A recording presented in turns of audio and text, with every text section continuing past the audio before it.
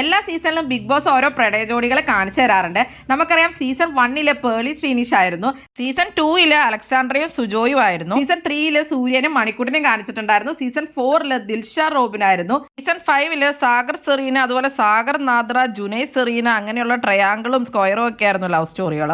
Season 6 തുടങ്ങിയപ്പോൾ big boss ചോദിക്കുന്നത് ഗബ്രിയും ജാസ്മിനും പ്രണയ ജോഡികളാണോ എന്നൊക്കെയാണ്. പുറത്തുള്ളവർ അതുപോലെ തന്നെ ബിഗ് ബോസ് വീടിന്റെ ഉള്ളിലുള്ളവരും തന്നെ ഇവരൊരു ലവ് ട്രാക്ക് ആണോ എന്നൊക്കെ സംശയിക്കുന്നുണ്ട്. റോക്കിയും ജാസ്മിനും ആയിട്ട് ഇതിന്റെ പേരിൽ വഴക്ക് തന്നെ ഉണ്ടായിട്ടുണ്ടായിരുന്നു. നീയും ഗബ്രിയും സെറ്റ് ചെയ്തിട്ടല്ലേ വന്നേന്നും പറഞ്ഞിട്ടാണ് ജാസ്മിനുമായിട്ട് റോക്കി വഴക്കുണ്ടാക്കിയത്. അത് കഴിഞ്ഞ് അന്ന് രാത്രി ജാസ്മിൻ ഗബ്രിയുടെ അടുത്ത് നിന്ന് ഒരുപാട് കരയുകയും ഗബ്രി ജാസ്മിനെ ആശ്വസിപ്പിക്കുകയൊക്കെ ചെയ്തു. അത് കഴിഞ്ഞിട്ട് ഗബ്രി പറയുന്നുണ്ടായിരുന്നു, കണ്ണീര് എന്റെ ഷർട്ടിൽ വേണമെങ്കിൽ തുടച്ചോ, നീ നാളെ കഴുകി തന്നായി എന്നൊക്കെ. അങ്ങനെയുള്ള മൊമെന്റ്സ് ഒക്കെ നമ്മളെ ബിഗ് ബോസ് കാണിച്ചു തരുന്നുണ്ടായിരുന്നു. പിറ്റേ ദിവസം അർജുനായിട്ട് സംസാരിക്കുമ്പോൾ ഗബ്രി പറയുന്നത് എനിക്ക് അവളോട് ഒരു മാങ്ങാത്തൊലിയും ഇല്ലാന്നൊക്കെയാണ്.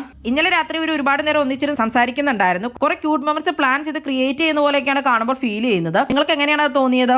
ലവ് സ്ട്രാറ്റജി അല്ലെങ്കിൽ ഒരു കോംബോ വർക്കൗട്ട് ചെയ്യുകയാണ് ഇവർക്ക് രണ്ടുപേർക്ക് അത് ഗുണം ചെയ്യുന്നവർക്ക് നന്നായിട്ട് അറിയാം. കാരണം നന്നായിട്ട് വോട്ട് കിട്ടാനും റീച്ച് കിട്ടാനും സ്ക്രീൻ സ്പേസ് കിട്ടാനും എല്ലാം കൊണ്ടും അത് യൂസ്ഫുൾ ആയിട്ടുള്ള കാര്യം തന്നെയാണ്. ബിഗ് ബോസ് ലവ് സ്ട്രാറ്റജി നന്നായിട്ട് പ്രൊമോട്ട് ചെയ്യുക, അത് കോംബോ ഇട്ട് ആളുകൾ ഏറ്റെടുക്കുന്നു, അതുപോലെ തന്നെ നല്ല റീച്ച് കിട്ടുന്നു ബിഗ് ബോസിനും അറിയാം. അതുകൊണ്ടാണ് ഇവരുടെയൊക്കെ മൊമെന്റ്സ് എടുത്തെടുത്ത് നമ്മളെ കാണിക്കുന്നത് തന്നെ. ഇവർ രണ്ടുപേരും കൂടെ കൈ പിടിച്ചിരിക്കുന്നതൊക്കെ കഴിഞ്ഞ ദിവസം ബിഗ് ബോസ് സൂം ചെയ്ത് തന്നെ കാണിക്കുന്നുണ്ടായിരുന്നു പ്രേക്ഷകർ. ഗബ്രിയും ജാസ്മിനും സെറ്റ് ചെയ്ത് പ്ലാൻ ചെയ്തിട്ടാണോ പുറത്തുനിന്ന് വന്നിരിക്കുന്നത്? നിങ്ങൾക്ക് എങ്ങനെയാണ് തോന്നിയത്? എന്തായാലും കൂടുതൽ ബിഗ് ബോസ് വീഡിയോകൾക്കായി ഈ ചാനൽ സബ്സ്ക്രൈബ് ചെയ്യണേ, സപ്പോർട്ട് ചെയ്യണേ. അടുത്ത